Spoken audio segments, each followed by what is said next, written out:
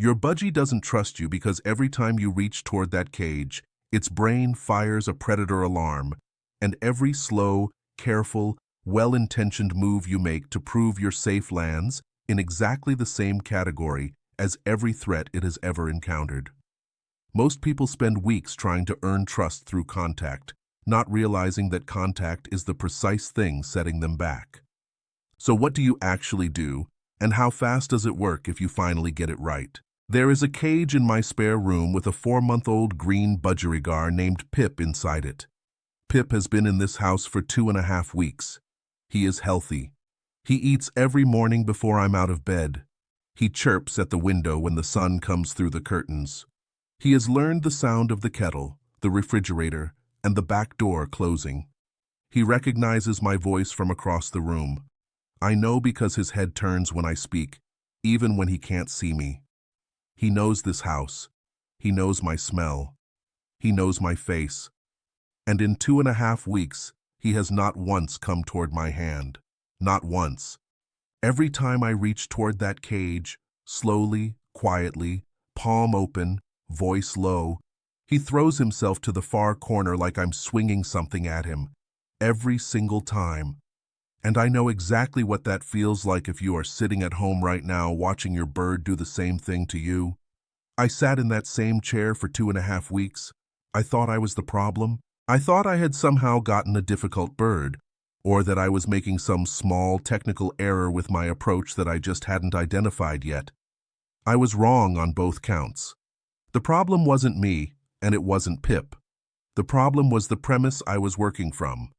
And the day I understood the actual premise, the biological one, not the one from the pet shop pamphlet, everything changed. I did everything people say to do. I talked to him in a calm, low voice all day while I worked from home. I moved at half speed around the cage. I left my hand resting inside the open door for so long my shoulder ached, waiting for him to come closer. I held millet spray through the bars for 20 minutes at a stretch. I tried thin slices of apple pushed in near the front perch. I tried sitting on the floor beside the cage to make myself look smaller. I tried leaving the room completely for stretches of an hour and then coming back without looking at the cage at all. I tried slow blinking, which apparently works on cats and achieves nothing whatsoever with budgies. I read 3 separate articles about hand taming. I watched several videos. I bought a specific kind of millet someone online recommended. And after 2.5 weeks of all of that, Pip's response to my hand was absolutely identical to what it was on day 1. Scramble to the far side. Flatten against the bars. Wait for the threat to pass. Like I had never tried any of it. Like I wasn't even a recognizable entity to him, let alone a trusted one. The mistake was not in the execution. The mistake was in the premise. I was trying to earn trust by increasing contact, because that is how trust works between humans and how it works between humans and dogs, and how it works between humans and the majority of animals that have been selected over centuries for sociability. You show up. You're consistent. You're kind. The animal figures out you're safe.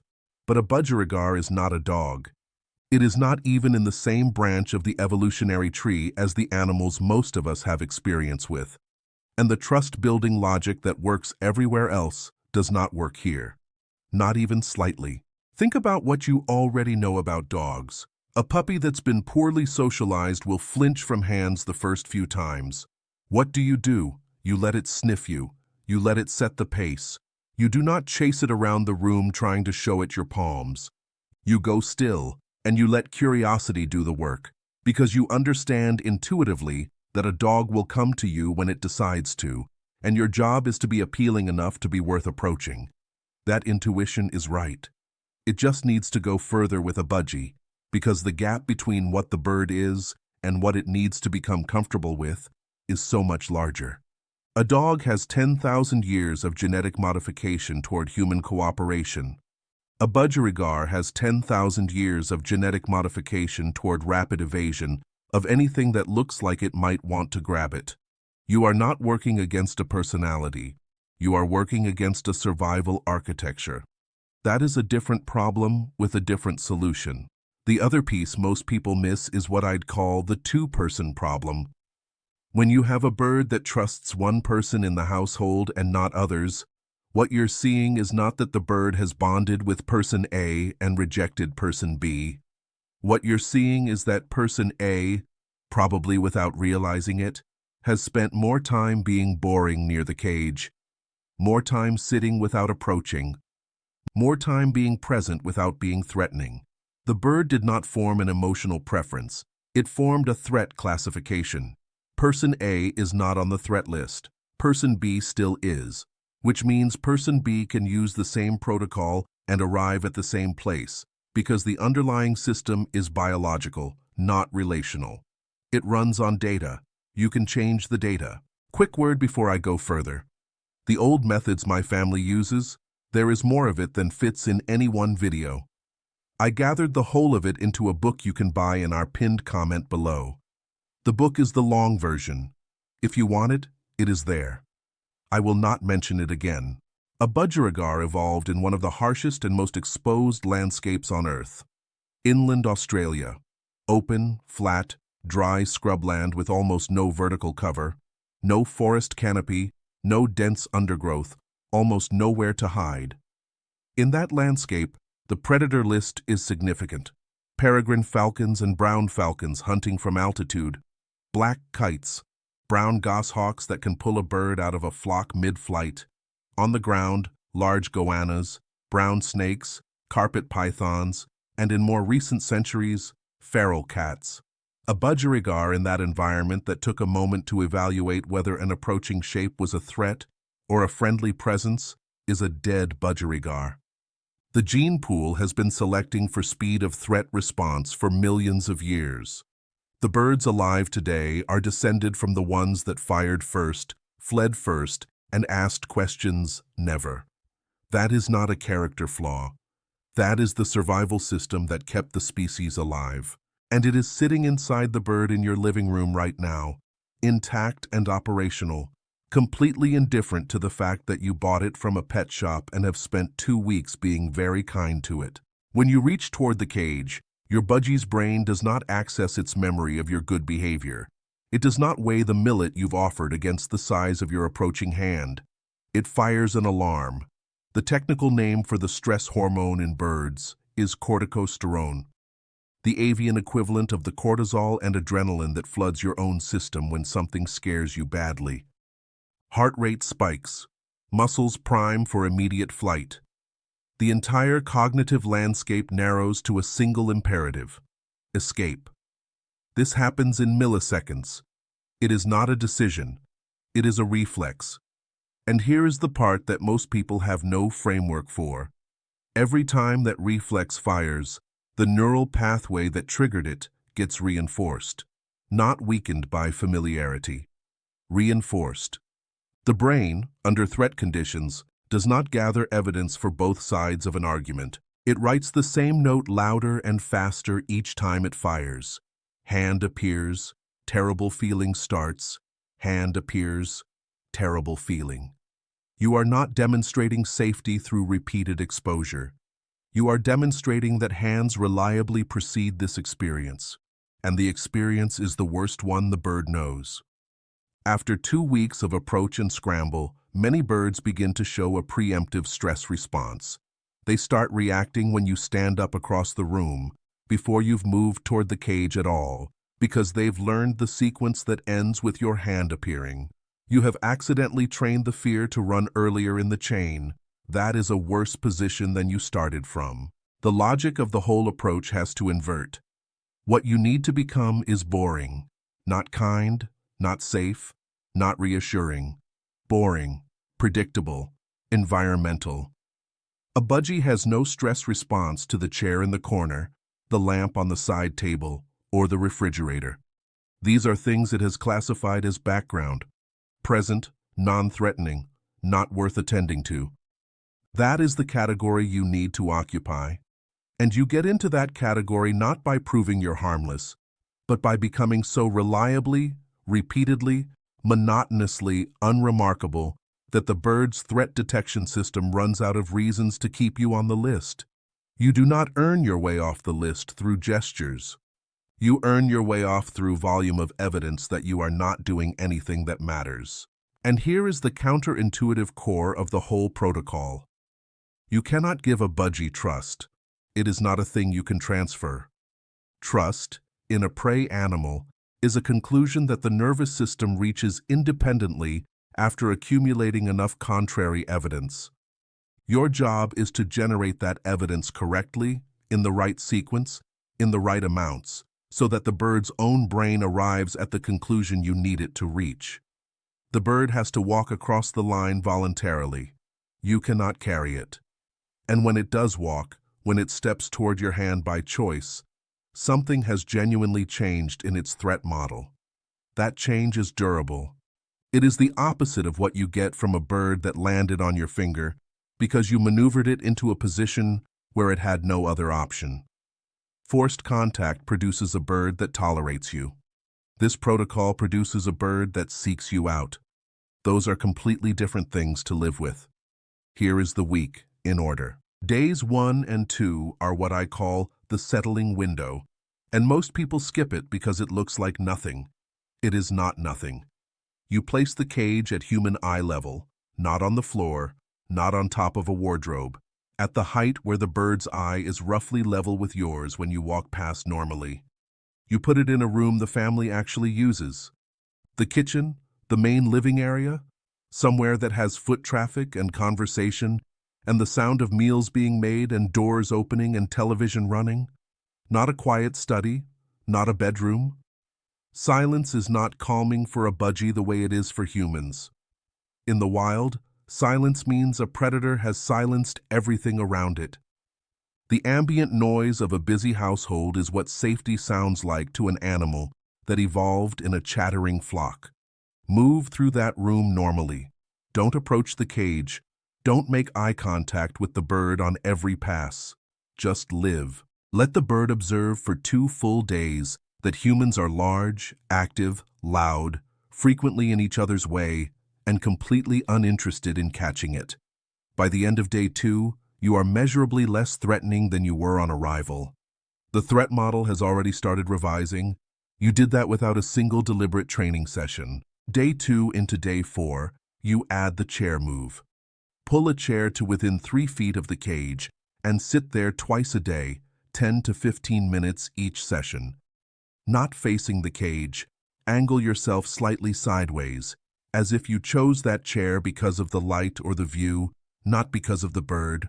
Read something aloud, eat an apple, have a cup of tea, scroll through your phone. Do whatever you'd ordinarily do sitting somewhere comfortable. Watch the bird with peripheral vision only. What you are watching for is the moment the bird resumes normal behavior while you're still in the chair. It eats from its dish. It preens a feather. It chirps once, softly. It shifts to one-footed standing, a posture that means it's relaxed enough to rest one leg. Any of those things while you're still present is the signal you're waiting for. That is the nervous system reclassifying you from active threat to environmental background. Most owners miss this completely because it doesn't look like progress. The bird is ignoring you. That is exactly what it is, and it is the most valuable thing that has happened in your relationship so far. One thing that accelerates the chair move stage significantly is sound. Not music specifically, though some birds respond well to it. Talking. Talking to someone else. Talking on the phone, or reading aloud, or narrating what you're doing the way some people do when they're cooking alone. The bird is wired to read vocal tone before it reads anything else. In a flock in the wild, the tone of the flock's collective sound tells each individual whether conditions are safe. Calm, ongoing vocalization from a larger creature is a signal the creature is relaxed. A relaxed predator is not hunting. A not hunting predator can, in time, be reclassified as non-predator. This is why talking quietly near the cage does more work than sitting in complete silence. Not because the bird understands your words, because the consistent tone of an unstressed voice is evidence that the environment is currently safe. Day 4 into day 5 is the millet bridge. Buy a bundle of spray millet from any pet shop, $3 to $5, dried on the stalk with seeds along the stem. Before the session, take the food dish out of the cage 2 hours earlier. You want the bird at mild hunger, genuinely motivated to eat, not distressed. Now hold a full-length stalk of millet through the cage bars. Your hand is at the bars. The seeds are at the far end of the stalk, near the middle of the cage, about a foot from your fingers. The bird has to move toward your side to eat, but it does not have to get anywhere near your hand. That gap is the entire design of this step. A lot of people hear millet training and immediately hold a short piece, so the bird has to eat from near their palm. That skips an intermediate step that matters more than the one being skipped. You are not trying to get the bird to trust your hand at this stage. You are trying to get the bird to move in the direction of your hand to get something it wants. That is a smaller ask. It is one step earlier in the sequence. And building these smaller steps is what allows the later ones to happen without the bird registering them as sudden escalation. Hold the long stalk for at least 2 full sessions before shortening it at all. Let the bird eat from the far end for as long as it wants. Between sessions, cut the stalk shorter by about an inch. Each day, by one small increment, the bird is eating slightly closer to your fingers. Because the change is small enough, the nervous system does not flag it as a new threat. The bird doesn't notice that it has moved 6 inches closer over 4 days. It just notices that the seeds are here, and here has always been fine. The specific millet I use is Vitapol Karmavit spray millet, available at most pet shops or online for $4 to $6. What I like about it is the density. The seeds are tightly set on the stalk and the drying is done well, so the bird has to work for each one rather than knocking a dozen free with one peck. That means more time eating near your hand per session. Every second the bird spends near your hand without the bad feeling, firing is a second of revised data. 20 seconds of calm eating near your hand does more work than 20 quick approaches followed by scramble. The stalk also makes the distance graduation very tangible. You shorten it by a visible amount each session, and you can track exactly where the bird's comfortable threshold sits. Day 5 or 6, you move your hand inside the cage. No millet, just your hand, resting flat and still on the cage floor. The bird will panic. It will fly to the highest perch and sit there with the wide, flat-pupilled look of genuine alarm. Hold the hand still for 5 minutes. Don't speak, don't react, don't retract. Then close the cage and walk away. Come back 2 hours later and do it again. Same thing. By the end of day 6, most birds have moved to a lower perch while the hand is there. Some have come within 2 feet of it before retreating. The corticosterone response is shortening. The peak is lower. The recovery is faster. The bird is still cautious, but the nature of that caution has changed. It's doubt now, not certainty. And doubt is the only state of mind where new evidence can enter. Day 7 is the step-up offer. Now you hold the millet short. The bird has to come to within centimeters of your fingers to reach the seeds. It will hesitate. It will lean and stretch its neck as far as it can. Keep your hand still and wait. At some point, maybe day 7, maybe day 9 for an older bird or one that came from a stressful previous home, the bird will put 1 foot on your finger to reach the millet. When it does, do not move. Do not lift your hand. Do not speak. Do not exhale loudly or shift your weight or change your expression. Just hold. Let it eat. Let it step off in its own time. That first voluntary foot is not a step toward the real goal. It is the goal. The bird rewrote its own threat model.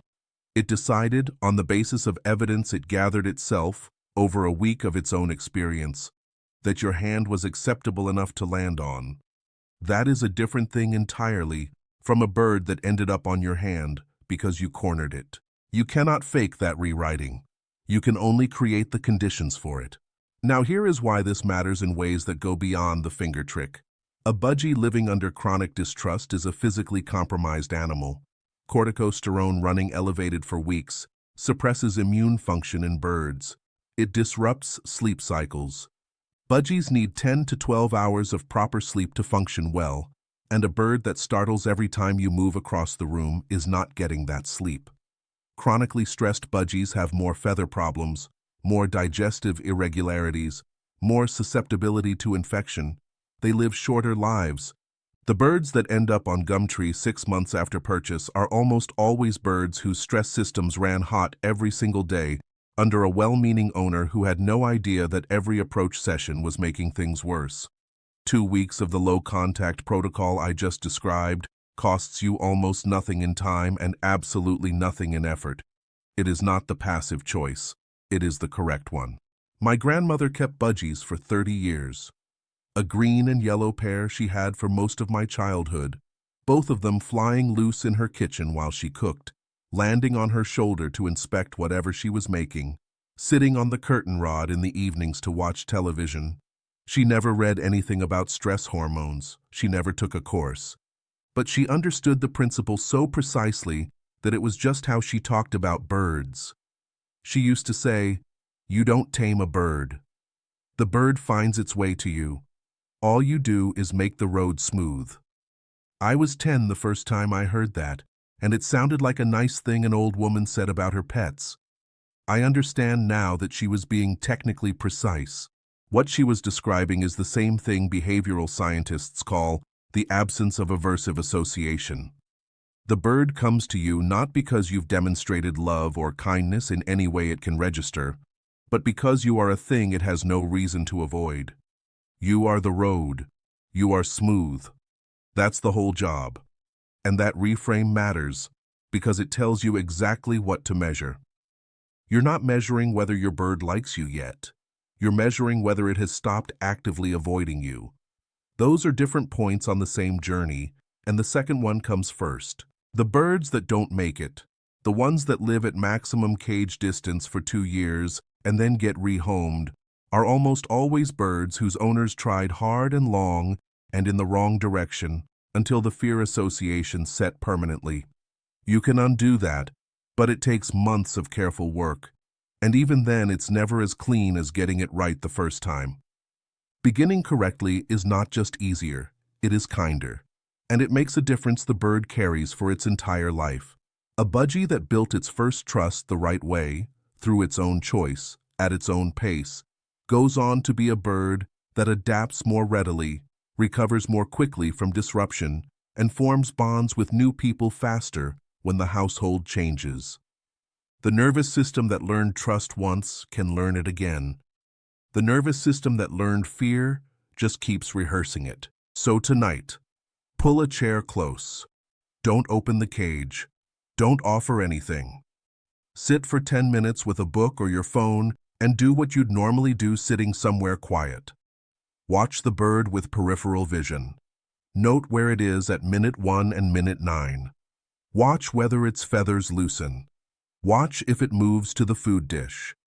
That 10 minutes is your real baseline. Everything else builds from what the bird shows you there. Tell me in the comments how long you've had your budgie and the specific distance it lets you approach right now. 6 feet, 3 feet, 1 foot. Is it taking millet through the bars yet? I read every comment and I want to know where you're starting from. Next time we're talking about bonded pairs. 2 budgies in 1 cage. Because everything I've just described changes when there's a second bird in the picture. A bonded pair forms a social unit that actively competes with human bonding, and there is one specific thing that almost every owner of a pair does, with the best intentions, that locks that competition in and makes trust building measurably harder over time. I'll show you exactly what it is and how to handle it without separating the birds. That video is next, and if you have a pair, you will want to watch it before you run another taming session.